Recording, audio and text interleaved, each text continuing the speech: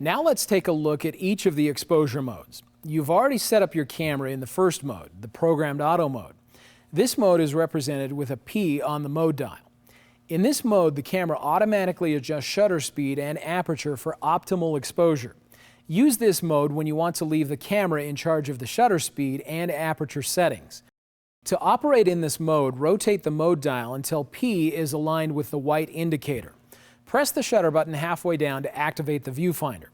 You can monitor your exposure settings through the viewfinder or by looking on the control panel.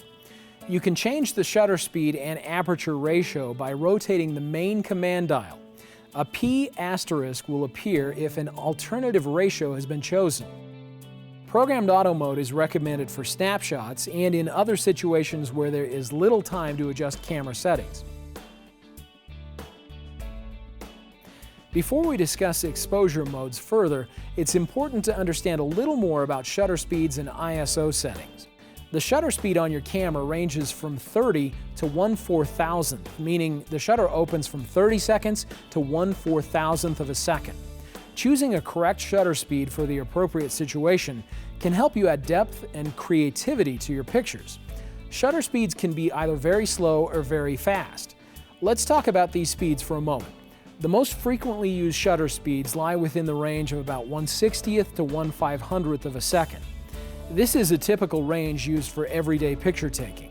Camera speeds slower than 1/60th will normally require a tripod to avoid blurring the entire picture. Faster shutter speeds are found in the range of 1/500th to 1/4000th. When the camera displays shutter speed with a second marker, this tells the user that this is a measure of seconds. When no seconds marker is displayed, this is considered a measure of fractions of a second. For example, 8 with a seconds marker is 8 seconds. The number 8 without a seconds marker is 1/8 of a second. You can view the information on the LCD panel and through the camera's viewfinder. A fast shutter speed of 1/2000th to 1/4000th could be used to freeze the wings of a bee or the blades of a helicopter in flight. A shutter speed of 1/500th to 1/1000th could be good for freezing action at a sporting event. A moderate shutter speed of 1/125th to 1/500th could be used for taking portraits of family or friends. If you'd like to slow things down and capture the effects of motion or blur the movement of a waterfall, select a slow shutter speed in the range of about 8 to 60. The slowest shutter speeds fall in the realm of 8 to 30 seconds. These shutter speeds will typically be used for photographing subjects at night.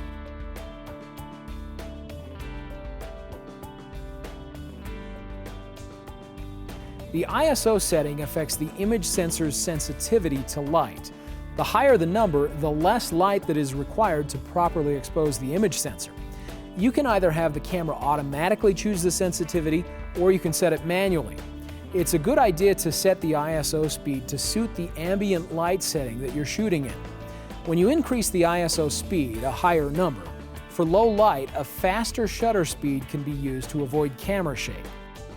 Set the ISO speed by pressing and holding the ISO button, and while looking at the control panel, turn the main command dial to set the desired ISO speed. Keep in mind that a higher ISO setting will introduce noise or grain into your images. An ISO setting that is too high for the shooting conditions will make the image lose quality, and you might even start to see particles in your pictures. Experiment with ISO settings to become more familiar with their range and control. The image sensor on your camera is very powerful. It gives you flexibility to shoot in low light conditions and still get amazing pictures.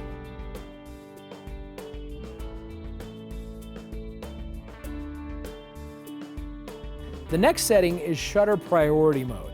It's indicated by an S on the control dial.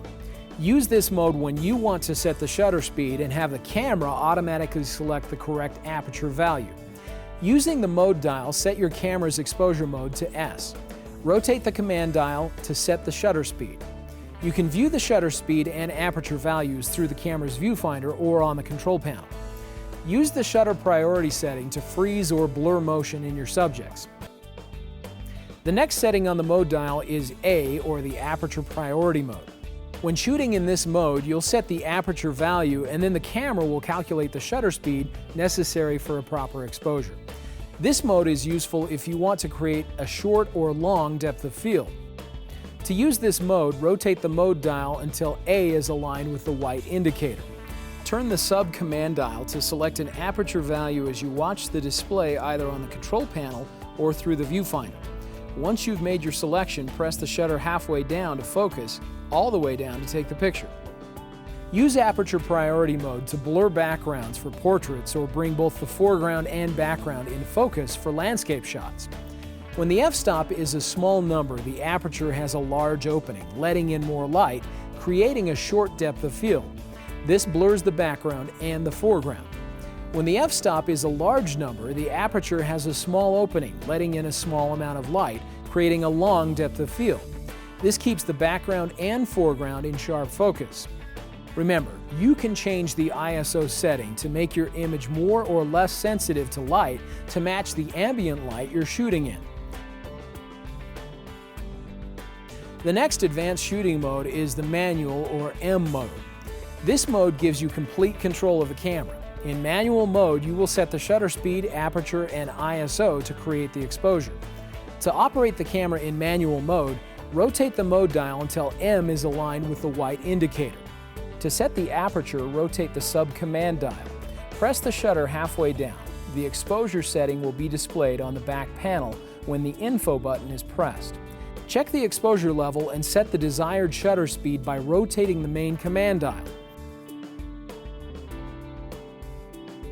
Your camera also offers exposure bracketing. In exposure bracketing, the camera varies exposure compensation with each shot. Only one photograph is produced each time the shutter is released, meaning that several shots are required to complete the bracketing sequence. Exposure bracketing is recommended in situations in which it's difficult to set exposure and there is not enough time to check results and adjust settings with each shot. To set up exposure bracketing, press and hold the bracket button on the front side of your camera. Rotate the main command dial to choose the number of shots in the bracketing sequence. The number of shots is shown in the control panel. There are 4 main options. The first is 3F, which takes 3 pictures, one optimal, one above optimal, and one below optimal. Plus 2, which takes 1 image optimal and 1 over optimal exposure. Minus 2 takes 1 picture at optimal and 1 below optimal exposure. The last option is OF. This turns bracketing off. Pressing the BKT button, rotate the sub-command dial to choose the exposure increment. At default settings, the size of the increment can be chosen from 0.3 to 2 EV. Frame the photograph, focus, and shoot. The camera will vary exposure shot by shot according to the bracketing program selected. While bracketing is in effect, a bracketing progress indicator will be displayed in the control panel. A segment will disappear from the indicator after each shot. Bracketing is useful for HDR photography when merging 3 photographs into one. This is accomplished in third-party photo editing software like Photoshop.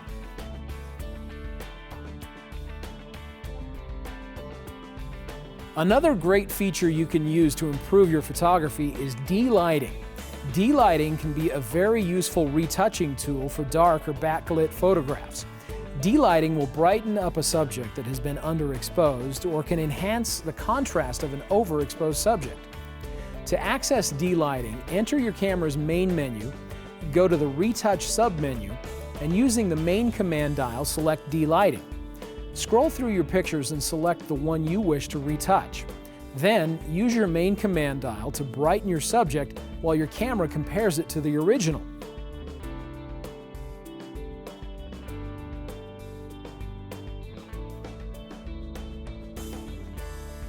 You can also preset the D-lighting of your camera. This is called active D-lighting. To do this, go to your camera's main menu. From there, access the shooting menu. Using the main command dial, select active D-lighting and press OK. You can then choose auto, extra high, high, normal, low, or active D-lighting off.